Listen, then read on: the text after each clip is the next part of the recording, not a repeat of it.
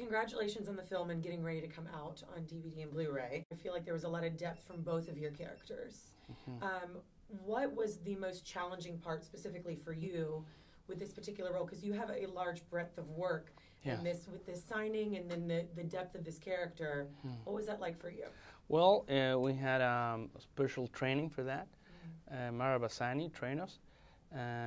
She's great on that thing, and that's her life. And I think, as far as I understand, that Benicio pushed for these characters to be that way.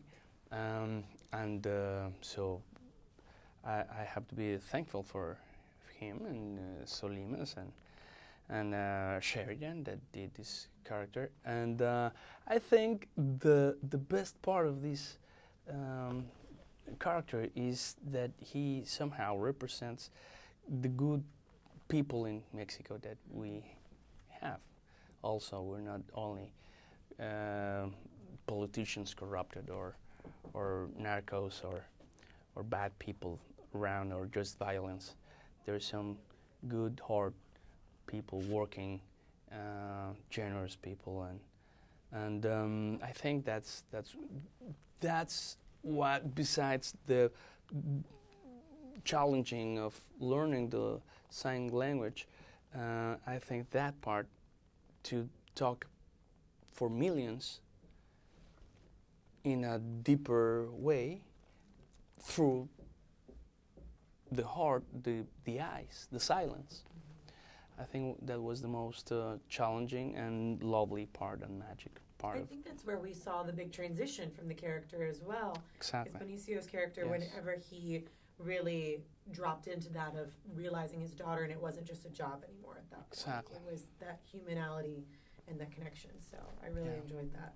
Thank you. And for you, this was one of your first really big roles, and to be working with incredible actors. What was that like for you? It was a blessing, you know. It was great. It was an experience. I got to learn a lot, like acting-wise, and getting into character and just breaking down the character and getting my message across. You know, what the character has to say, and seeing Benicio get into the scene and into character. The whole set would just get quiet, and everyone would you could hear a pen drop, and it would just be like Benicio and Stefano just discussing what was going on, and just to see the passion of Benicio, anything that happens in the scene, anything that's going on, there's a reason behind it, and he wants to make it as real as possible. And he'll pay attention to the smallest detail, even if it's just one word. He's like, I don't think they say it like that, or I don't think a Mexican would say this slang. It was just really crazy seeing him bringing a character to life into the screen, to the big screen.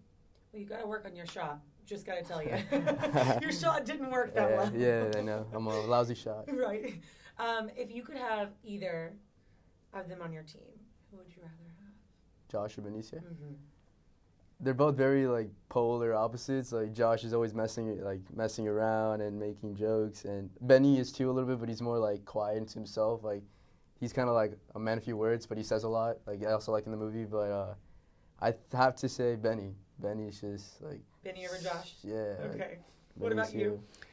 Both. It's like Paul McCartney and John Lennon. Honestly, best of both worlds. Both. I love them.